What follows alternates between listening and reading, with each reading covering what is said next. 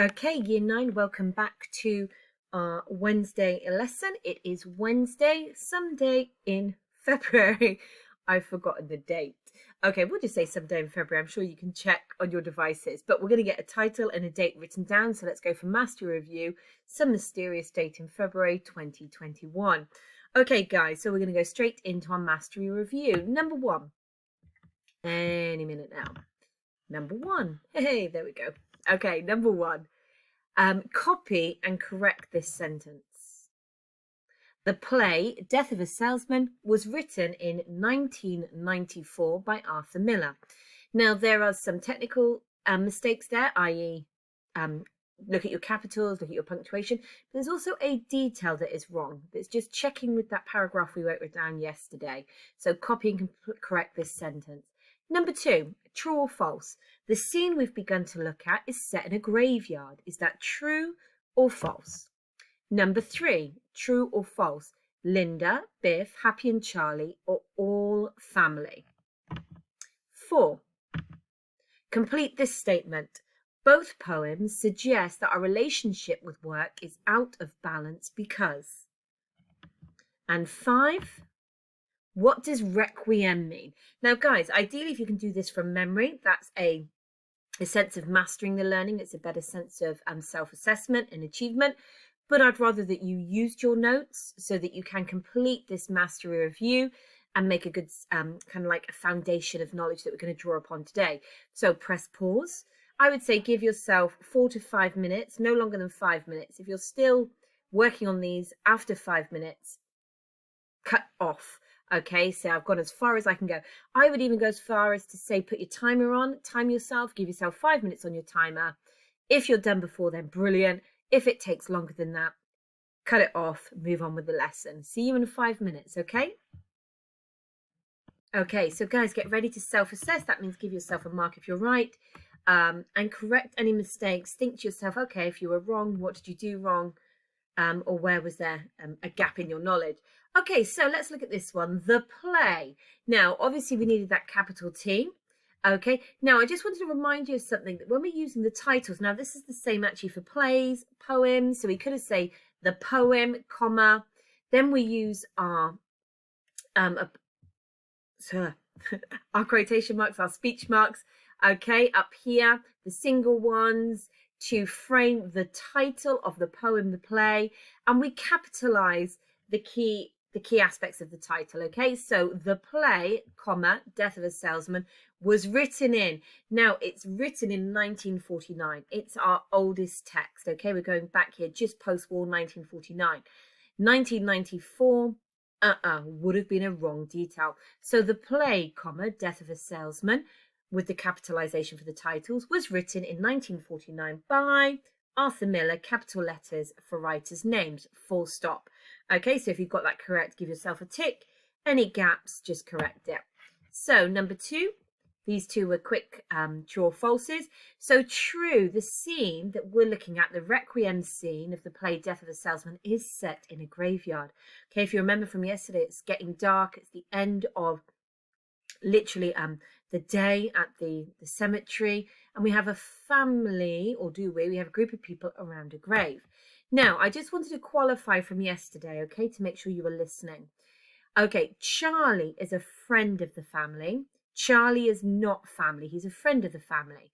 Linda is the grieving widow. It is her husband who has died. And her children are Biff and Happy. So it's false that they are all family. Linda, Biff and Happy are family. Charlie, friend of the family. Okay, number 4. Now, I haven't done this sentence because there's going to be so much potential for variation. But I'll just get some ideas out there. Both poems suggest that our relationship with work is out of balance because both speakers in the poems are suffering because of work. Because both speakers are driven to violent actions and thoughts. Because both speakers in the poems feel trapped.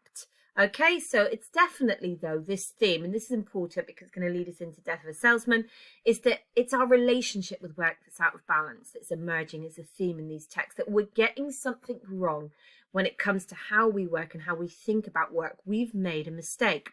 And so far, our poems, want us to look at that, to look again at how we work, how we think about work, and they're drawing attention to the mistakes, the negative impact of being out of balance. And 5, what does requiem mean? Brilliant. An active remembrance for the dead, a repose for the souls of the dead.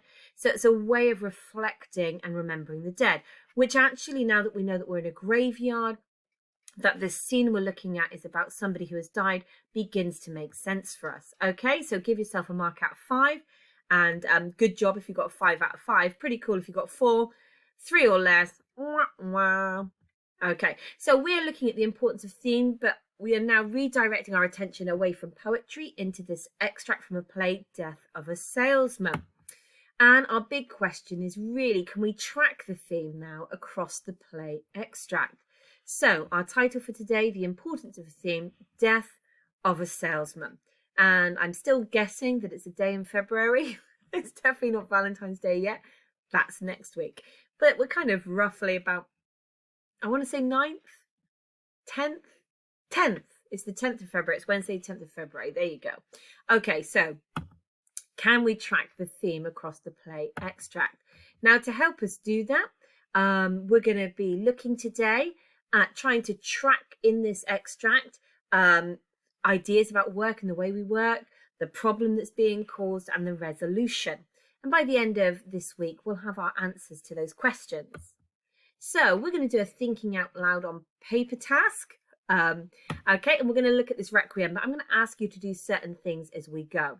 Okay, so be ready. Number 1. Oh, I'm ahead of myself, a little bit of context. Okay, so in society, work is our main source of income. Okay, a salary is what we're paid for the work that we do, and we work to make money in order to live. Now, what we recognize is that sometimes the money we make is not enough. We like to supplement or add or stretch our income in different ways. And that can have both positive and negative impacts. Okay, so what are some of those ways then we can supplement, add to, or stretch our income? Now, as I said, some of these can have positive and negative impacts.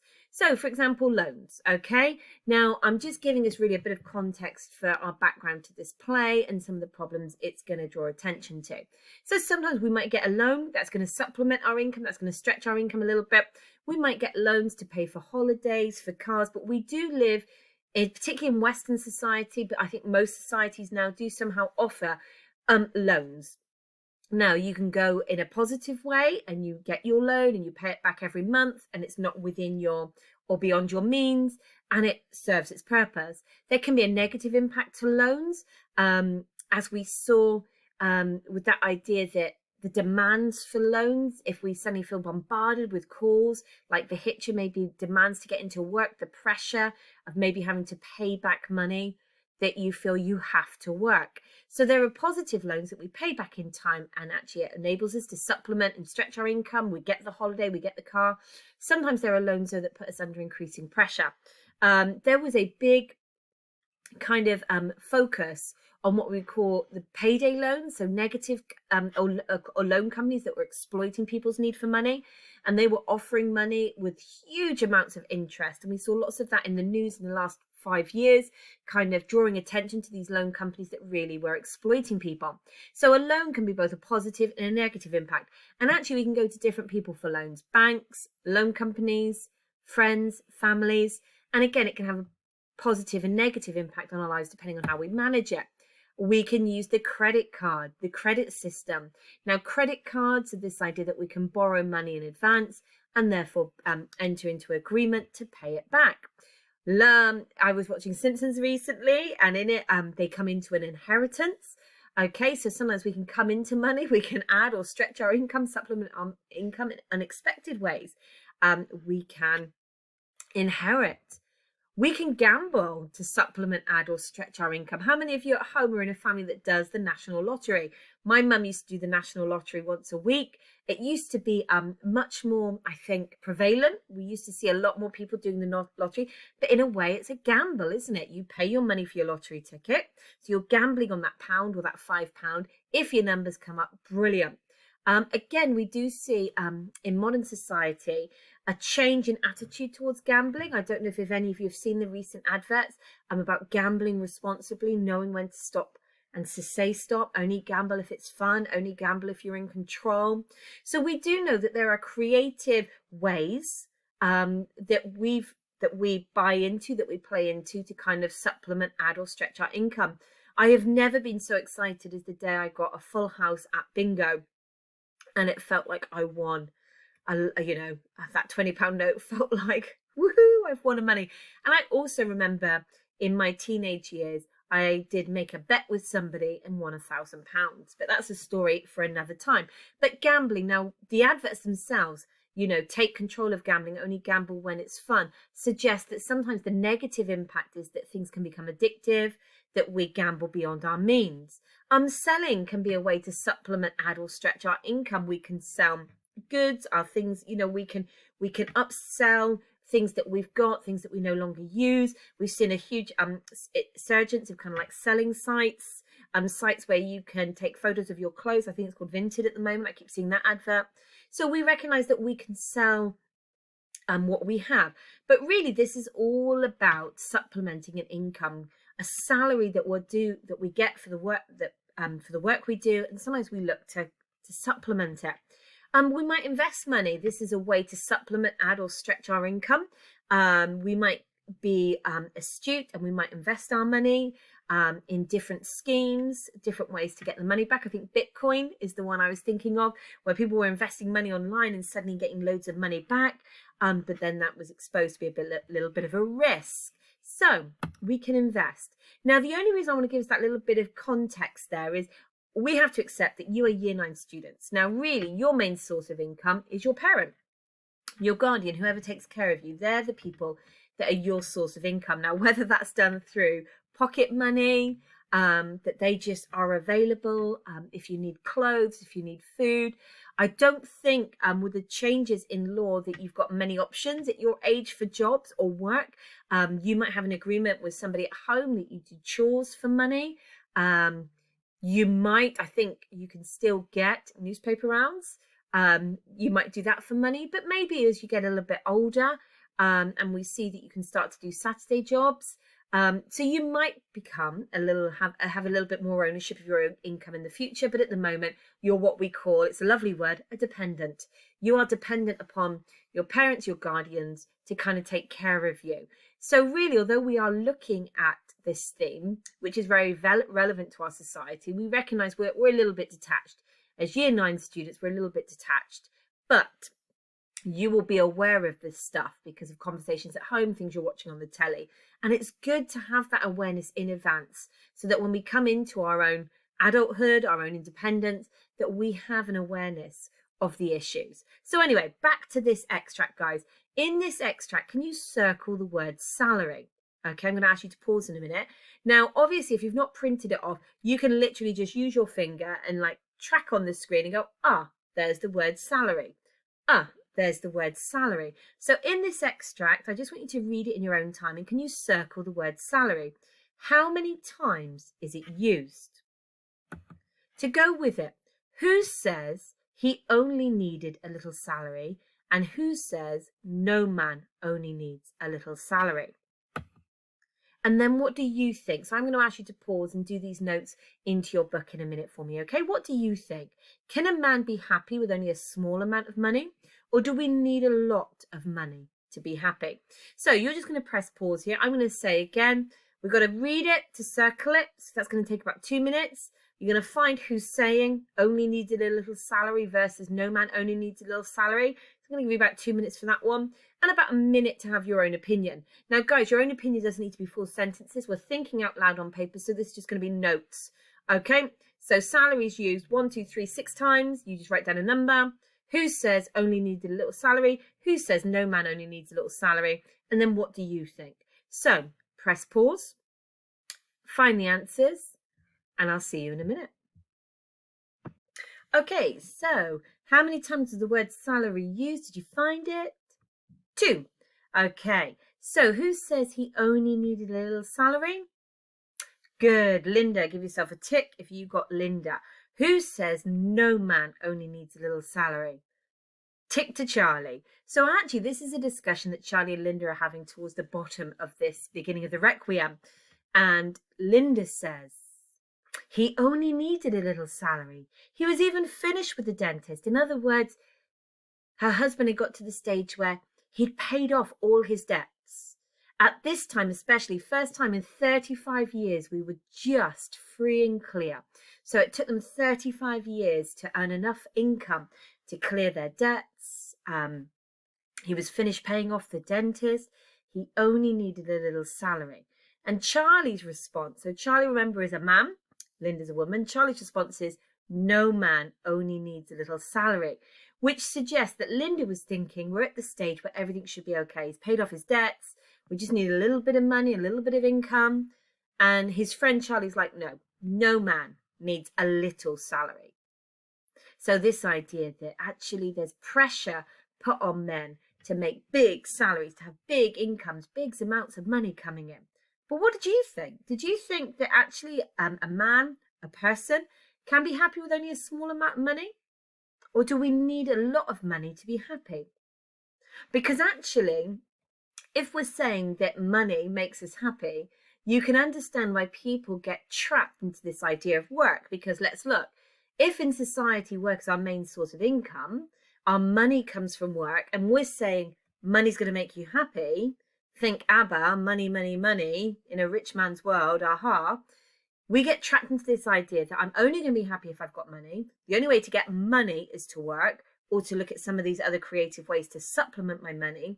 Therefore, we get trapped into the money cycle. Any of you out there a bit like me, a happy kind of optimist and hoping that I don't need lots of money to be happy? I'm trying to get that balance, guys. I'm trying to get a balance between being happy without having to have lots of money. But it's really hard. Why? What is it? What is it that we tell ourselves we need the money for? What do we tell ourselves we need? Who's dreaming of holidays and houses and cars? Because sometimes we do, don't we? We get trapped into that materialistic kind of way of thinking that I need the money to buy the things that make me happy, and it's the things that are going to make me happy. And some people are in that place, aren't they? And don't get me wrong, who wouldn't want a lovely car? Who wouldn't want a gorgeous holiday? But that's the trap, isn't it? That we get convinced that these are things we need. And if we don't get them, how are we going to get them? How are we going to get the money? So give yourself a tick, though. Salary used twice. Linda is maybe the optimist or has the female perspective. Remember, it's 1949. Linda would have been a housewife. So in her head, everything's paid off. Her husband can just come home with his little salary and they'll be happy. But Charlie, who's the male point of view in this scenario, maybe understands that there's a different pressure, that no man only needs a little salary. All men are always looking for the bigger salary to kind of feel secure. Okay, brilliant. So let's look at what we're going to do next. So give yourself a tick for those.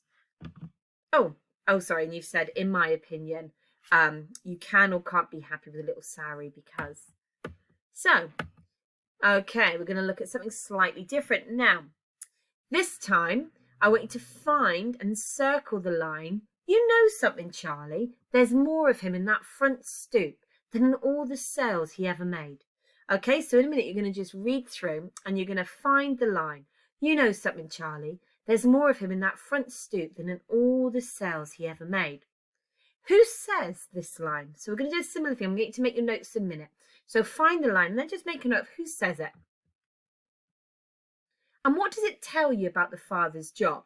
So you've got a choice to make here. Is that information going to help confirm that his job was as a carpenter or a builder, or was his job as a salesman? Does the line, he was happy with a batch of cement, make you think that he was good at his job or happy in his hobby?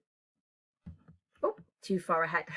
So press pause. Okay, give yourself probably, because it's only notes, we're finding it, we're just making a quick note. That's who says it. I think his job is this. I think his job is that. Okay, so it's just note form. So I'm going to say give yourself about 3 minutes for this one, guys. Okay, off you go. Okay, lovely people. So who's saying the line, you know something, Charlie? Good, it's Biff. It's down here, it's Biff. Okay, happy doesn't say a lot on this page at all. Happy's just at the top being angry. Linda at this stage is speaking. She is speaking quite a bit in the scene, but this wasn't her line. And we know it couldn't be Charlie because you know something, Charlie. Biff's actually directing this to Charlie. And Biff says there's more of him. There's more of my dad in that front stoop. So that's like the front porch and steps of a house than in all the sales he ever made. So what's that telling us about the father's job?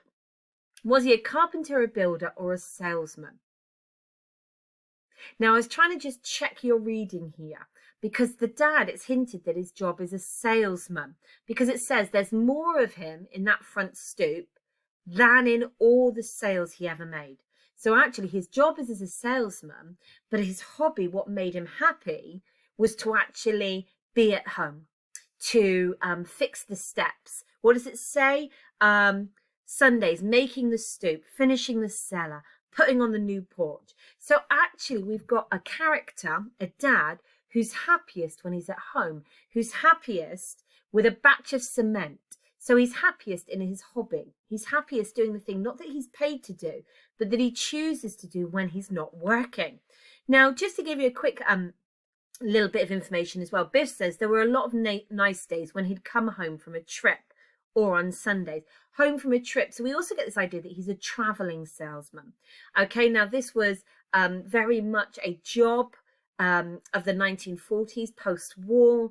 The idea of being a traveling salesman, particularly within America, trying to like kickstart and restart their industry and their economy, is this idea of the traveling salesman. Somebody who would go from town to town, place to place, selling products. Okay, now, just as a little underlying bit of information as well, salesmen were often paid what we call a basic salary, and then based on commission, they would earn more money. So it was that pressure on salesmen, not only to be out there selling, but to make certain commissions, certain amounts of money. So we get the idea then through the line, he was a happy man with a batch of cement, that really he wanted to be making, he wanted to be building, he wanted to be creating. That was his hobby. That's what made him happy. And he got to do that when he was at home with his family. But he had to be out and about on the road selling. That was his job. So already this hint of tension and conflict. Yet we have a character whose job is all about the opposite of what he actually wants to do. He wants to be at home creating, building, and he's away from home selling and pressure to sell. Okay, so let's just write down that Biff says the line, that we learn that his father's job was a salesman, a traveling salesman, and that actually we're getting a greater impression that he was happiest at home in his hobby than he was at work. Okay, brilliant. So write down the right answers if you didn't give them. I'll quite get them. Give yourself a tick if you did. And let's look at what comes next. So we've looked at that section really well. Now, before we look at the next section, we're just going to do some vocab work. There's a little clue in these pictures. We're going to look at this word, dream. So everybody write down the word dream, dream. Now, we know that dreams actually can be what we call literal and metaphorical. In other words, there's the thing, the real thing that a dream is. So a dream really is the noun given to that series of thoughts, images and sensations occurring in a person's mind during sleep. So that's our first definition, the literal definition of a dream. How many of you have been dreaming more during lockdown? Possibly because of the way we're thinking and processing information at the moment. We might be having some really vivid dreams. We might be having some really repetitive dreams. But this is the biological response of what our brain actually does with the information of the day. It then processes it, categorizes it, and deals with it when we sleep. So we know that, for me, I'm fascinated. I love sleep. I love the idea of dreams, that we get reoccurring motifs and images in people's dreams. Lots of people will dream of their teeth falling out if they're anxious or stressed. We've all heard the classic dream of somebody, you go into a job interview and you realise you haven't got your clothes on, or you're walking down a public place, and that's a dream that represents worries about embarrassment and exposure. So we know that this is not unique to one person. All people dream. All people actually, their brains are designed and use dreams to process and categorize and deal with information that our body has been taking in over the day. So that's what a literal dream is. But there's also what we call the metaphorical dream, that we can talk about having a dream as a cherished aspiration, So something really dear to us. Cherish means it's really dear to us. It can be an ambition or an ideal. So I dream of, it's my ambition to. So both of these words are important. Okay, for us just to, or both of these definitions, sorry, are important. Now, just to show you along the bottom some of the most common dreams. So this guy, is he dreaming, is it his cherished ambition to be a pilot? Maybe, or it might be a holiday. You know, when we talk to people and so they start to talk about what's on their bucket list, what they dream of. Now, guys, you can be writing down this definition while I'm just talking to you. They might often dream of travel and adventure and exploration. That's a very common shared aspiration, ambition, or ideal.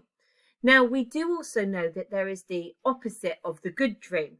Look at that scary face. There is the nightmare. There are the dreams that scare us. There are the thoughts and images and sensations that come to us when we sleep that wake us up in the middle of the night, like with that moment. Okay. Some people have the cherished ambition, aspiration, or ideal to earn money, to get the dream house. I always think, looking at this last little dream, always made me really sad in Harry Potter when in the very first one, and both Harry and Ron are in front of the mirror of Erised, and they're seeing reflected back at them their deepest dreams. And for Harry, it's the dream of his family. And Ron's dream, he stood there with the cup. He's got the accolades, he's got the recognition, and that typical kind of like little middle child syndrome that he doesn't feel he gets in his reality. So a dream is a series of thoughts, images, and sensations, or it's a cherished aspiration, ambition, or ideal. Now, for the next task, I want us to focus on this second definition. I want us to be thinking about a cherished aspiration, an ambition, or ideal. And I want us to think about dreams in two ways. So, guys, number one, how can a dream be a good thing then? How can it be good to have an ideal, an ambition? So in a minute, I'm going to ask you to copy and complete that sentence stem. A dream can be good because ambitions, ideals, dreams give us something to aim for. Dreams give us hope. We're looking to the future. We've got this ambition, this ideal. I'm going to go traveling. I'm going to explore Africa. I'm going to have a book published. Dreams can be good because they give us something to aim for, something to hope for. They lift us up. They make us think big, imagine big, hope big. So that can be really good about a dream. So everybody just write down in your own words, for your opinion, what can be good about a dream? Why is it good to have a dream? But I just want you to think that, but what could be the other side? So a dream can be good because it gives us something to aim for, but how do we feel if our dreams don't get true? How could it feel if I dream of going on holiday and every year my holiday is getting cancelled because of COVID restrictions? How does that begin to impact on me? So a dream can be good because it gives us hope and something to aim for, but a failed dream, a dream that doesn't come true, can make us feel, think about our poets, guys. Both of those poems, in a way, were exploring the frustration of failed dreams. They begin to feel frustrated, angry, under pressure. So a dream can be good because it gives something to aim for, but an unrealized dream, a dream that hasn't come true, a dream that we can't realize, can make us feel frustrated, can make us feel down, it can make us doubt ourselves. So what do we need to be careful of with dreams then? Do we need to keep our dreams realistic? Do we need to have more than one dream? Do we need to have the right dream? So a dream can be good because it gives us something to aim for, but the reality of an unfulfilled dream can leave us feeling frustrated and angry. So we should be cautious what we dream. Sounds a bit depressing, doesn't it? We should be cautious. We should be realistic. We should dream and have ambitions that we can achieve. I don't know. You tell me. Okay, now the next little bit, just to take it in a slightly different direction. On the other hand, you can have a wrong dream because, and I like this image here. Look at this guy. So we've got some guys having good dreams up there. You know, the dream of finding your ideal partner, falling in love, fairy tale romance. That's a good dream. Who doesn't want to fall in love? Who doesn't want to dream of peace? Who doesn't have the dream that they're going to be a peacemaker, that they're going to make the world a better place? So there are good dreams. What about this idea, this image? What does it make you think of? Look at the posture of this person in the bottom image. On the other hand, you can have a wrong dream because. So if your dream is about money, I dream of being the richest man in the world, ha ha ha, ha, evil laugh, we can end up becoming a slave to our dreams. Look at that guy, that's a posture of slavery. We can end up trapped trying to make that dream come true. So on the other hand, you can have a wrong dream because it can make you a slave to the dream. It can trap you. Actually, the wrong dream can make you pretty miserable. It can make you cruel. Ebenezer Scrooge, when we look at the Christmas Carol next year, he has a wrong dream. He really is dreaming and has this aspiration that money's going to make him safe and secure. It's going to make him feel accepted and loved. And that's the wrong dream because it actually ends up making him cruel and isolated and alone. So, on the other hand, you can have a wrong dream because it changes you for the worst. So, there are people out there that might dream of world domination. I dream I can take over the world and rule people and be cruel. So we do know that dreams, that the ambitions, and that's slightly different than a dream that can be good that goes slightly off key. On the other hand, some people just even start off right away with the wrong dream. I dream of money. I dream of being able to control people, and that train of thought is out there, guys. So give yourself a minute just to apply these. So each of these becomes just a sentence stem that you complete. A dream can be good because, but, so. On the other hand, you can have a wrong dream because. Now we're going to do one little last activity today to look at the next bit of this play, and then that's our lesson done. So get your sentence stems done and then follow me onto the next slide. Now this time, because it's the first time we've seen this bit, as I read, every time I hit a word dream, I almost want you to imagine, I want you to pause me, okay, and just write down for that word how many times it's used. You can do a little tally. So you can just write the word dream in your book and a little tally. And every time I hit the word dream, you can just pause me and write down who's using the word, okay? So Biff begins. He had the wrong dreams. Pause me. Number 1. So tally, dreams. Who's saying it? Biff. Okay, so you can see what you're going to be doing. So he had the wrong dreams. All wrong. Don't say that. He never knew who he was.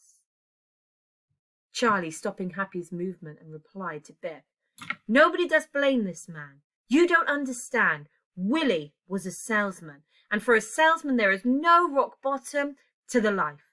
He don't put a bolt to a nut. He don't tell you the law or give you medicine. He's a man way out there in the blue, riding on a smile and a shoe shine. And when they start not smiling back, that's an earthquake. And then you get yourself a couple of spots on your hat and you're finished. Nobody does blame this man. A salesman has got to dream, boy. It comes with the territory. Pause me. Second dream. But who's saying this one? Make your notes. Charlie, the man didn't know who he was. Don't say that. Why don't you come with me, Happy? I'm not licked that easily. I'm staying right here in this city and I'm going to beat this racket. The Lohman brothers. I know who I am, kid. All right, boy, I'm going to show you and everybody else that Willie Lohman did not die in vain. He had a good dream. It's the only dream you can have, to come out #1 man. He fought it out here, and this is where I'm going to win it for him. Biff, with a hopeless glance at Happy, bends towards his mother. Let's go, Mum. I'll be with you in a minute. Go on, Charlie. He hesitates. I just want to, just for a minute. I never had a chance to say goodbye. Charlie moves away, followed by Happy. Biff remains a slight distance up and left of Linda. She sits there, summoning herself. The flute begins, not far away, playing behind her speech. So, circle the word streams. How many times was it used? And who uses the words? Okay, so let's have a think. Biff uses it once. Brilliant. Charlie uses it once. Happy uses it twice. So it's used 4 times in total. Once by Biff, once by Happy, once by Charlie, twice by Happy. But each character does use the word differently. Okay, so although they're using the same words, they use it differently. So what does Biff say about dreams? What does Charlie say about dreams? And how does Happy use the word dreams? So guys, just to finish with, we're just going to make a note of what Biff says, what Charlie says, And what Happy says, now I don't need to write out their whole big spiels, but the words or phrases around dream. Okay, so what does Biff say? What type of dreams is he talking about? Brilliant. He talks about the wrong dream. So Biff is actually saying that his dad had the wrong dream. He wasn't, his ambitions, his ideals, his aspirations were not right. They were wrong. And that reminds us of what we just said, that sometimes the wrong dream, it can make you a slave. It can make you miserable. It changes you in the wrong way. Now, Charlie has a different opinion. Charlie isn't agreeing with Biff. Only Biff recognises that his dad, and we learn that his dad here is called Willie Loman, okay, had the wrong dream. Now, Charlie says it differently, doesn't he? Did you find the phrase? Yeah, he says, a salesman is got to dream, boy. It comes with the territory. So Charlie says a salesman is got to dream. In other words, to do the job of a salesman, you have to be a dreamer. You have to be somebody with big ideals, big aspirations. So Charlie is saying that you got to dream. Now, what about Happy? We've already said that Happy uses it twice. What does Happy say? Happy is juxtaposed with Biff, isn't it? Biff says it's the wrong dream. Happy's saying he had a good dream. So what's this dream that he had? It's the only dream you can have. So good dream, only dream. And what is it? To come out #1 man. So Happy's saying that his dream, his father's dream, was to be #1 man. Now that's an American expression. It's a colloquial expression. We saw that with the Hitcher last week, colloquialisms, everyday expression. What do you think it means to be the #1 man? Good. So it means to be like top. It means to be the most successful. So Willie's dream was to be the best salesman, to always push himself for the most sales, to push himself to be the best. Now, Happy's saying that that's a good dream, to want to be the best, to push yourself to be the best at what your job is a good and right dream. Biff's saying it's the wrong dream. Biff says he never knew who he was. Now, this is interesting because some people think I am what I do. Now, guys, I hate to burst your bubble. I am more than a teacher. I'm a mother. I'm a friend. I volunteer. I do lots of stuff that makes me more than a teacher. I love my job, but it's not all I am. So Happy says, actually, your job is all you are. Being the best at your job should be the dream you go after, the thing that's your aspiration. Biff's saying that's the wrong dream. Charlie says it. A salesman has got to dream, boy. It comes with the territory. So in other words, maybe that salesman, the job of a salesman means you're always looking next to the bigger sales, the dream of the big sale, the big commission that keeps you going. So guys, just make your notes for Biff, Charlie and Happy, and we're going to build on this tomorrow. Thanks for your work today. Bye.